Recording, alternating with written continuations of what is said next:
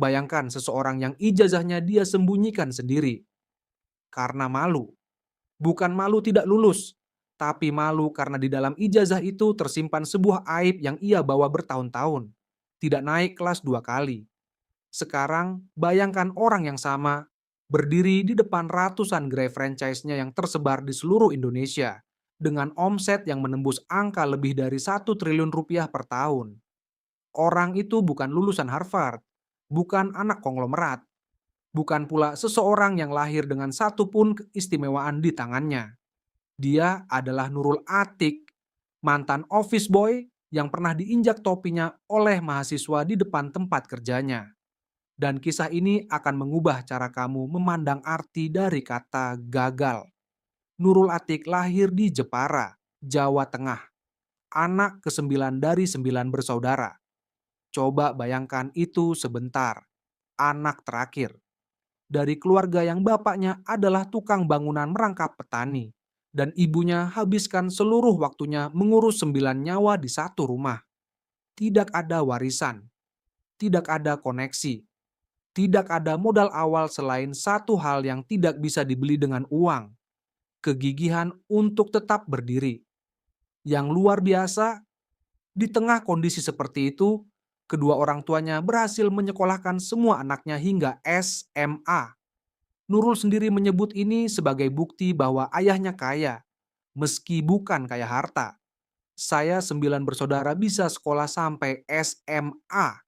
Berarti orang tua saya kan kaya, walaupun pekerjaan orang tua saya tukang bangunan dan petani. Perspektif itu, kemampuan untuk melihat kekayaan di tempat yang tidak terlihat orang lain, mungkin adalah benih pertama dari semua yang akan ia bangun kelak. Sekolah dasar, 6 tahun. Tapi bagi Nurul, perjalanannya butuh lebih dari 6 tahun. Dia tidak naik kelas. Bukan sekali, 2 kali. Kamu tahu rasanya jadi anak yang tinggal kelas. Teman-teman seangkatan melangkah ke depan, sementara kamu tetap di tempat. Tatapan guru, bisik-bisik tetangga, mungkin juga cibiran yang tidak diucapkan langsung, tapi terasa di setiap sudut ruang kelas. Nurul membawa luka itu begitu dalam, sampai ketika dewasa pun, ketika ia sudah sukses, sudah kaya, sudah dihormati, ia masih menyembunyikan ijazahnya dari anak-anaknya sendiri. Sampai ijazah saya itu semuanya saya sembunyikan biar anak-anak saya enggak lihat. Tapi inilah yang tidak banyak orang sadari dari kisah ini. Seseorang yang tidak naik kelas 2 kali lalu membangun bisnis triliun rupiah bukan berarti nilai rapor tidak penting. Tapi itu berarti nilai rapor bukan satu-satunya penentu nasib. Setelah lulus SMA, Nurul masuk ke dunia kerja dengan posisi paling bawah yang bisa dibayangkan. Office boy, topi di kepala, seragam ketat aturan, tugas membersihkan, melayani, menjadi tak kasat mata di tengah hiruk pikuk kantor. Selama 1,5 tahun ia menjalani itu. Tapi ada satu hal yang membedakan Nurul dari kebanyakan OB lainnya. Dia tidak melihat pekerjaan itu sebagai jebakan. Ia melihatnya sebagai tangga. OB sekitar 1,5 tahun. Tapi ini saya lihat, swalayan ini jenjang karirnya ada. Didikannya bagus, peluang ada.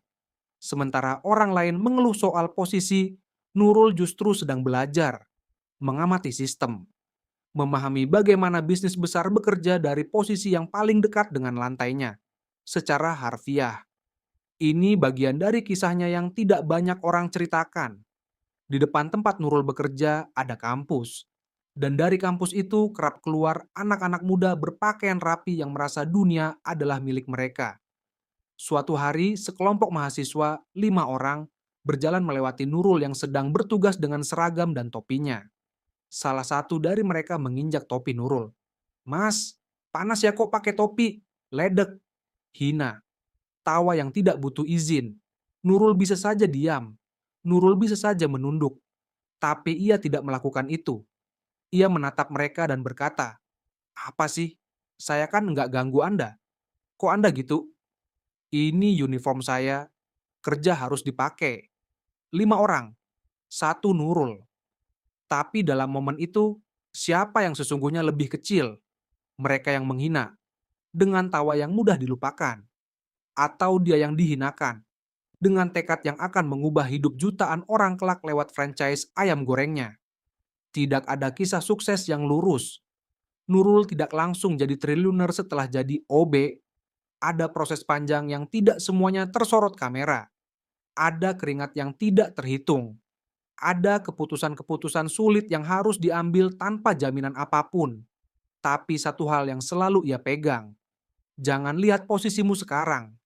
Lihat kemana posisi itu bisa membawamu. Dari pengalamannya di swalayan, ia belajar sistem retail. Dari sistem retail, ia mulai memahami waralaba. Dari waralaba, ia membangun sesuatu yang tidak pernah terpikirkan oleh siapapun yang pernah menginjak topinya. Hari ini, nama Rocket Chicken bukan lagi sekadar merek ayam goreng. Ini adalah bukti hidup bahwa seseorang yang pernah tidak naik kelas, yang pernah jadi OB, yang pernah dipermalukan di depan publik, bisa membangun kerajaan bisnis yang menjangkau seluruh penjuru Indonesia. Franchise Rocket Chicken tersebar luas.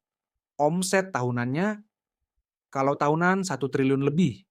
Tapi itu omset ya, karena omset belum tentu profit, kata Nurul, sambil tersenyum khasnya.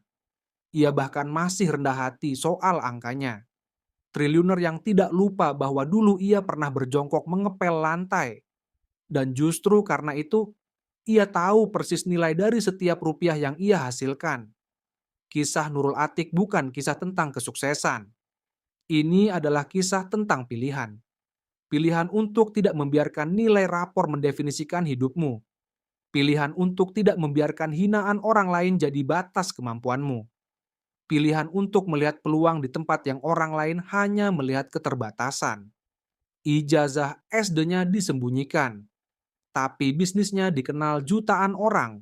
Topinya pernah diinjak, tapi kini ia yang membangun meja makan bagi ribuan karyawannya. Ada hal yang jarang kita sadari dari orang-orang seperti Nurul. Mereka tidak sukses karena tidak pernah jatuh. Mereka sukses karena mereka jatuh dan memilih untuk tidak menjadikan lantai sebagai tempat tinggal permanen. Kita hidup di zaman yang terlalu mengagungkan overnight success, konten viral dalam semalam, startup yang meledak dalam setahun, kisah-kisah yang dipotong rapi tanpa memperlihatkan bagian tengahnya, bagian yang paling berat, paling sepi, paling tidak instagramable. Nurul Atik tidak viral karena satu momen ajaib. Ia melalui 1,5 tahun mengepel lantai. Bertahun-tahun belajar sistem yang tidak ada yang mau mengajarinya secara gratis. Ratusan hari di mana mungkin ia tidak tahu apakah pilihannya benar. Dan di tengah semua itu, tidak ada yang menyorot. Tidak ada yang memberi tepuk tangan. Itulah bagian yang paling jujur dari setiap perjalanan besar.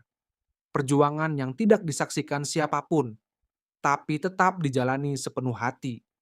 Kalau hari ini kamu merasa lelah, merasa tidak ada yang melihat usahamu, merasa terlalu tertinggal dari orang lain, mungkin kamu sedang berada di bagian tengah kisahmu sendiri. Bagian yang tidak ada kameranya. Tapi justru bagian yang paling menentukan siapa kamu di akhir cerita.